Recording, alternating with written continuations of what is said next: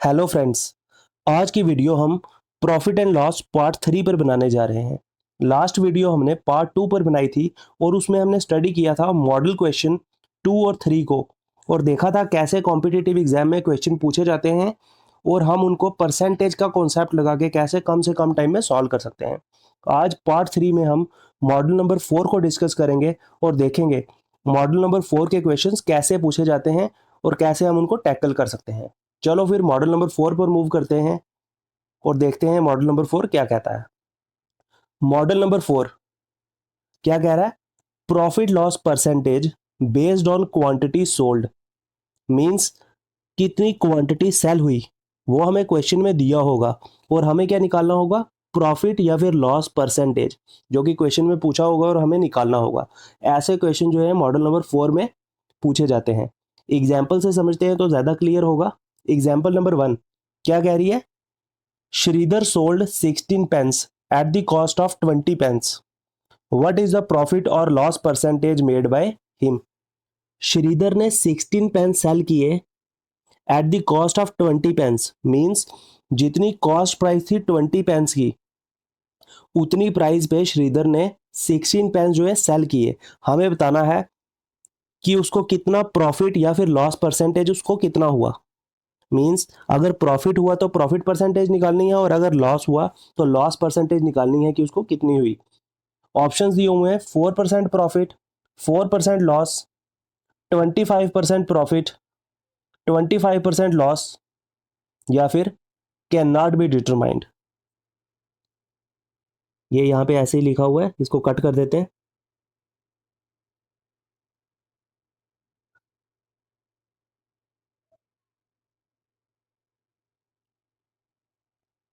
Solution से देखते हैं कि कैसे हम इस क्वेश्चन को डील करेंगे। सबसे पहले अगर सेलिंग प्राइस जो है वो एस से हम डिनोट करें और कॉस्ट प्राइस को सी से, तो इक्वेशन क्या बन रही है कि 16 पेंस जितने में सेल हुए मींस 16 इंटू सेलिंग प्राइस वो किसके बराबर होगा? 20 पेन की कॉस्ट प्राइस के। Means 20 into cost price means क्या कह रहा है हमें? Shridhar sold 16 pen at the cost of 20 pen. Means 16 into S बराबर हो गया 20 इंटू सी के। यहां से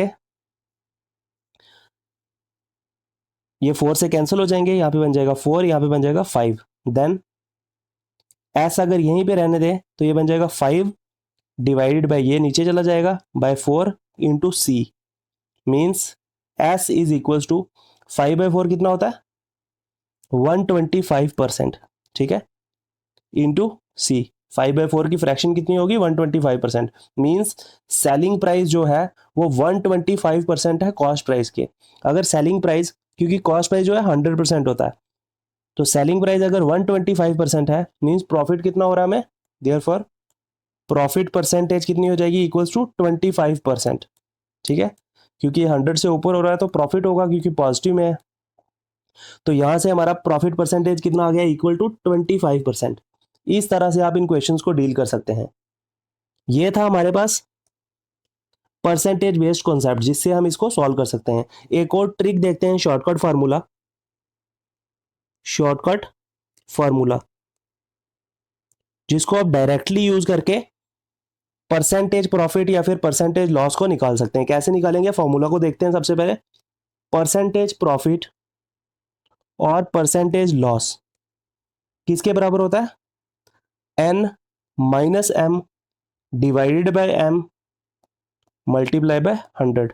ये फॉर्मूला है हमारे पास जिसको यूज करके हम डायरेक्टली ऐसे टाइप के क्वेश्चन जो है निकाल सकते हैं जिसमें हमें क्वांटिटी जो है वो दी हो कंपैरिजन में और हमें प्रॉफिट या फिर लॉस परसेंटेज निकालना हो। तो इस फार्मूले से प्रॉफिट और लॉस परसेंटेज हम निकाल सकते हैं। कैसे? यहाँ पे एन क्या हो जाएगा? जो कॉस्ट प्राइस के साथ हमें नंबर दिया होगा कि कितनी हमने क्वांटिटी सेल की, क्वांटिटी जो हमें दी होगी कॉस्ट प्राइस के साथ उसको हम एन में लिखेंगे। मींस ये हमारे पास आ गया एन।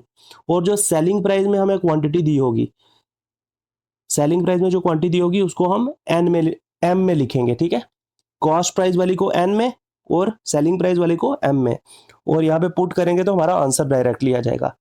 मीन्स n की जगह कितना आ जाएगा 20 और m की जगह आ जाएगा 16 divided by m multiply by 100। ये बन जाएगा हमारे पास 20 minus 16 is 4 by 16 multiply by 100।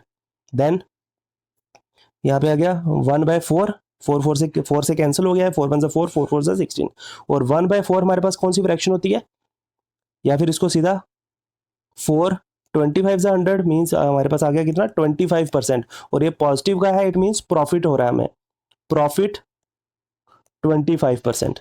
ठीक है, तो यही हमारे पास आंसर आ गया। इस तरह से शॉर्टकट फार्मूले का यूज करके n minus M divided by M multiply 100 आप इन क्वेश्चंस को इजीली सॉल्व कर सकते हो। एक और एग्जांपल को देखते हैं तो आपको ज़्यादा क्लियर होगा। इस बार हम सीधा शॉर्टकट फार्मूले का यूज करके ही क्वेश्चन को निकालेंगे। अगर आपको परसेंटेज बेस्ड जो डिटेल्ड कॉन्सेप्ट है उसको यूज करके अगर निकालना है तो आप वैसे भी निकाल सकते हैं, आंसर सेम ही आएगा। एग्जाम्पल नंबर 2 देखते हैं कैसे सॉल्व करेंगे। Aniruddh sold 21 books at the cost price of 18 books. Find the percentage profit or loss in the transaction. Same हमें क्वांटिटी कितनी सेल हुई, ठीक है, क्वांटिटी सोल्ड हमें दी हुई है, कंपैरिजन दिया हुआ है कॉस्ट प्राइस और इसका, हमें क्या निकालना, परसेंटेज प्रॉफिट या परसेंटेज लॉस क्या हुआ ट्रांजैक्शन में। कैसे निकालेंगे, परसेंटेज प्रॉफिट और परसेंटेज लॉस किसके बराबर होता है, n minus M divided by M multiply by 100। n किसके साथ आता है, जो कॉस्ट प्राइस के साथ नंबर दिया होता है, क्वांटिटी जो कॉस्ट प्राइस के साथ दी होगी वो आ गई हमारे पास 18, ये आ गया n, और जो सेलिंग प्राइस के साथ दिया वो हो जाएगा m, means 18 minus 21 divided by 21 multiply by 100। और 18 माइनस 21 कितना हो जाएगा, -3 डिवाइडेड बाय 21 इंटू 100, और 3 1 जा 3, 3 7 जा 21, यह आ जाएगा -1/7 इंटू 100। और -1/7 ये मैंने आपको स्टैंडर्ड फ्रैक्शंस में बताया भी था कि 1/7 किसकी फ्रैक्शन होती है, इक्वल्स टू -14.28, जो साइक्लिक फ्रैक्शन मैंने आपको बताई थी एक, उसके बराबर होती है 14.28%। ठीक है, 2857 होता था पूरा एग्जैक्ट अगर लिखें तो